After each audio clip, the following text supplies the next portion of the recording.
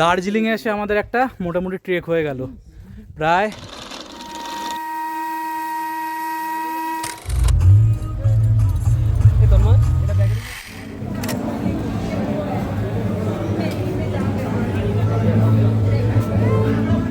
আমার দার্জিলিং ভ্রমণের পার্ট 2-তে তোমাদের সকলকে স্বাগত। এখানে আমি খুবই ইন্টারেস্টিং একটা টপিক, যেটা হলো ট্রেক। হ্যাঁ, ঠিকই শুনেছো, দার্জিলিংয়ে এসে ভালো একটা ট্রেকিংয়ের সন্ধান দেবো এবং কিছু অফবিট প্লেসের ব্যাপারে বলবো। সো স্কিপ না করে ভিডিওটা পুরোটা দেখো আর চ্যানেলটা এক্ষুনি সাবস্ক্রাইব করে দাও। আর যদি পার্ট 1টা দেখে না থাকো তাহলে ডিসক্রিপশন বক্সে লিঙ্ক দেওয়া থাকবে, ঝটপট দেখে আসো। সেখানে আমি কলকাতা থেকে দার্জিলিং কীভাবে এসেছি, কোথায় থেকেছি এবং প্রথম দিনটা কীভাবে কাটিয়েছি সব বিস্তারিত বিবরণ দেওয়া রয়েছে। দ্বিতীয় দিনেই ভোরবেলা ঘুম থেকে উঠে আমরা প্রথমেই চলে গেছিলাম পাহাড়ি রাস্তায় একটু হাঁটাহাঁটি করার জন্য। কিন্তু সকাল থেকে বৃষ্টি পড়ছিল আর চারিদিকটা কুয়াশায় আর মেঘে আবৃত ছিল। অবশ্য একটু পরে বৃষ্টিটা অনেকটা কমে যাওয়ায় চারিপাশটা বেশ রোদ ঝলমলে হয়ে উঠেছিল আর মেঘের ফাঁক দিয়ে ভুবন, মোহিনী, কাঞ্চনজঙ্ঘা চূড়া ওকে মারছিল, যা অতিরিক্ত মেঘের কারণে আমার এই ভিডিওতে ক্যাপচার করতে না পারলেও কিন্তু নিজের চোখে দেখে উপভোগ করেছিলাম।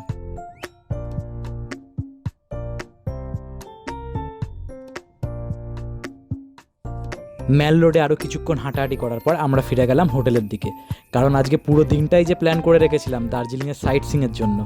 আর এই সাইট সিইংয়ের জন্য কিভাবে গাড়ি বুক করবেন, কোন কোন পয়েন্ট দেখবেন, কীরকম খরচা পড়বে, সব জানতে সাথে থাকুন। Good morning. তো আজকে সেকেন্ড ডে আমাদের। আজকে আমরা পুরোটা সাইট সিইং করব। আজকে মেন অফবিটের জায়গাটা চুজ করেছি আমরা, মানে লামাহাটা সাইডটা আর কিছু টি গার্ডেন। কারণ নর্মাল জায়গা তো আমরা সবাই আসি আর প্রত্যেকটা ব্লগে দেখা যায়, তো অফবিট জায়গায় করব। তাই আমাদের গাড়িও দেখতে পাচ্ছ। তো চলো যাওয়া যাক। সকালের কুয়াশা ভরা রাস্তার মধ্যে দিয়ে আমাদের গাড়ি আনন্দের সঙ্গে এগিয়ে চলেছে নতুন জায়গা দেখার উদ্দেশ্যে। আর দার্জিলিংয়ের এই সাইট সিইং তোমরা কিন্তু দুরকমভাবে করতে পারো, এক রিজার্ভ কার অথবা শেয়ারিং কার। প্রথমেই বলি তোমরা রিজার্ভ গাড়ি কিভাবে বুক করবে। দার্জিলিং ক্লক টাওয়ারের কাছে ম্যাল চৌরাস্তা, চকবাজার, গান্ধী রোড বা দার্জিলিং রেল স্টেশনের কাছে থাকা যে কোনো গাড়ির ড্রাইভার বা ট্রাভেল এজেন্সিদের থেকে ট্রাভেল প্যাকেজ জেনে তোমাদের সুবিধা মতো গাড়ি বুক করতে পারো। আর শেয়ারিং কারের জন্য তোমরা ভোরবেলা থেকেই ম্যাল চৌরাস্তার কাছে গেলেই অনেক গাড়ি পেয়ে যাবে। দার্জিলিংয়ের সাইট সিনের জন্য বিভিন্ন ধরনের প্যাকেজ হয়। প্রথমেই হলো 3 পয়েন্ট, যার মধ্যে আসে টাইগার হিল, ঘুম মনেস্ট্রি, বাতাসিয়া লোক। এই পুরো প্যাকেজটাই হয় আর্লি মর্নিংয়ে, যার টোটাল ভাড়া পড়ে অ্যাপ্রক্স 1500 থেকে 2000 টাকা। এরপর আসি দার্জিলিংয়ের ফেমাস 7 পয়েন্ট বা মিক্স পয়েন্ট প্যাকেজে, যার মধ্যে পড়ে peace pagoda, Japanese temple, Darjeeling zoo, Himalayan mountaineering institute, Tenzing rock, Rangeet valley tea garden এবং দার্জিলিংয়ের রোপওয়ে। অবশ্য রোপওয়েতে যদি তোমরা চড়ো তাহলে 500 রুপিস হয়তো এক্সট্রা দিতে হয়, আর সব মিলিয়ে এটা টোটাল ভাড়া পড়ে অ্যাপ্রক্স 3000 থেকে 3500 টাকা। আরেক ধরনেরও 3 পয়েন্ট প্যাকেজ হয়, যেটার মধ্যে আসে rock garden, orange valley tea garden, Ganga Maya park, যার ভাড়া হলো অ্যাপ্রক্স 2500 টাকা। আমরা যদিও এই ধরনের প্যাকেজে ঘুরিনি, আমরা চেয়েছিলাম অফবিট প্লেসগুলো এক্সপ্লোর করতে। তো চলো সেগুলো কোন কোন জায়গা দেখা যাক। তো এখন আমরা আছি বাতাসিয়া লুপে। এখানে দেখতেই পাচ্ছ টয় ট্রেন আর এত সুন্দর ভিউজ, মেঘের দেশ। এরপর সবুজে ঘেরা পথের মধ্যে দিয়ে চললাম আমার আজকের প্রিয় অফবিট ডেস্টিনেশন লামাহাটা। তো আমরা এখন লামাহাটা চলে এসেছি। লামাহাটা আসতে গেলে সবার আগে আমাদেরকে টিকিট কেটে নিই। যখনই আসবে এইখানে টিকিট কাউন্টার আছে, 20 টাকা পার পার্সন। 10 বছরের ওপরে যারা থাকবে সবাইকে 20 টাকা দিয়ে টিকিট কাটতে হবে। জাস্ট ভিউটা দেখো লামাহাটা। সবাই বলে দার্জিলিং খুব ক্রাউডে, আমি বলবো একটু তোমরা অফবিট ঘোরো।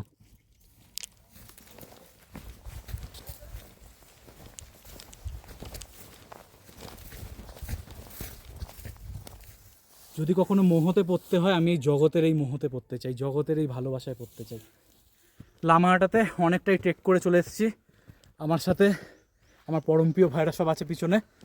কষ্ট তো যে কোনো ট্রেকেই হবে, তবুও আমরা যাচ্ছি বিউটি উপভোগ করতে।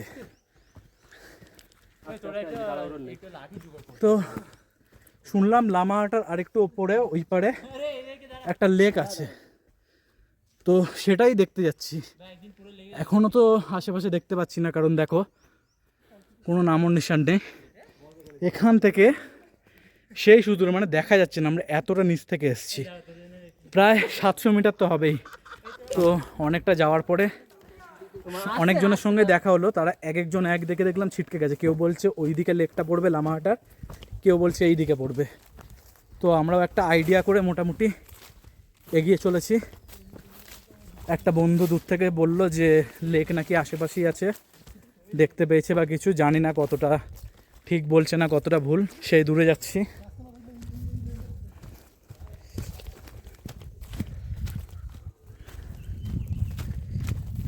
নর্মাল রাস্তায় হলে হয়তো সত্যি কথা বলছি আমি এতটা হাঁটতে পারতাম না, সে আগে যতই ট্রেক করি না কেন, কারণ এখন কোনো অভ্যাস নেই। বাট প্রকৃতির মাঝে প্রকৃতি এনার্জি দিয়ে দিচ্ছে অটোমেটিক, তাই জন্যই হয়তো পারছি, না হলে কোনোভাবেই পসিবল না। আর সাথে আমাদের বন্ধুরা আছে, হাফজন সামনের দিকে চলে গেছে। রাস্তাটা তোমরা জাস্ট দেখো, একটু আগে দেখলে বন্ধুটা এখানে গায়েব হয়ে গেছে।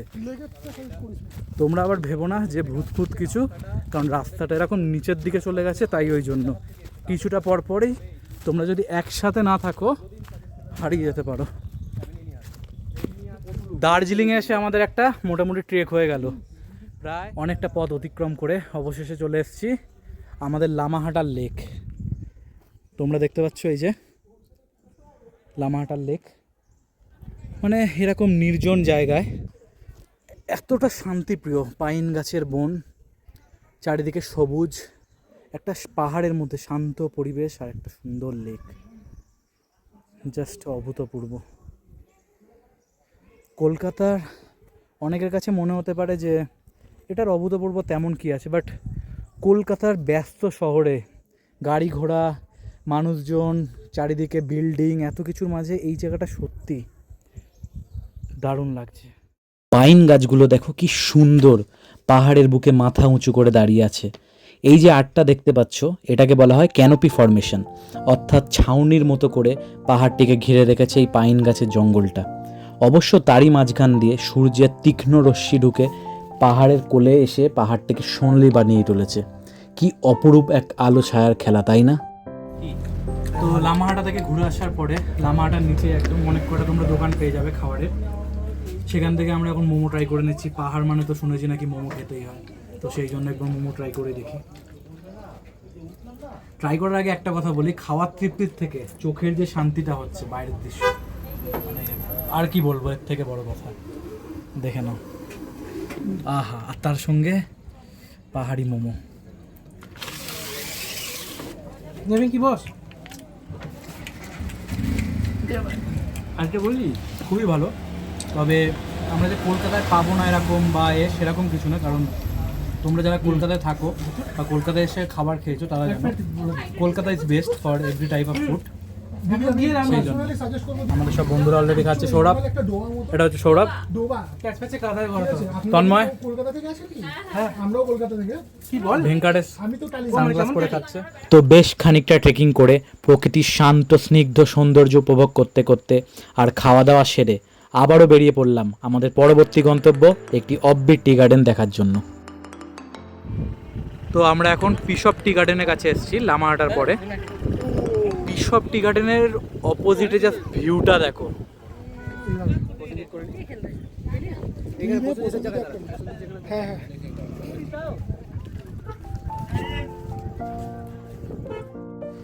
এই যে জায়গাটা দেখছো, এটা পুরোটাই পেশক টি গার্ডেনের অন্তর্ভুক্ত। চারিদিকের পাহাড়গুলোতে ধাপের আকারে কেটে কেটে চায়ের ফলন করা হয়। এখানে সব পাহাড়গুলোই চা গাছের চাদরে মোড়া। তো এটাই ছিল আজ আমাদের লাস্ট অফবিট জায়গা।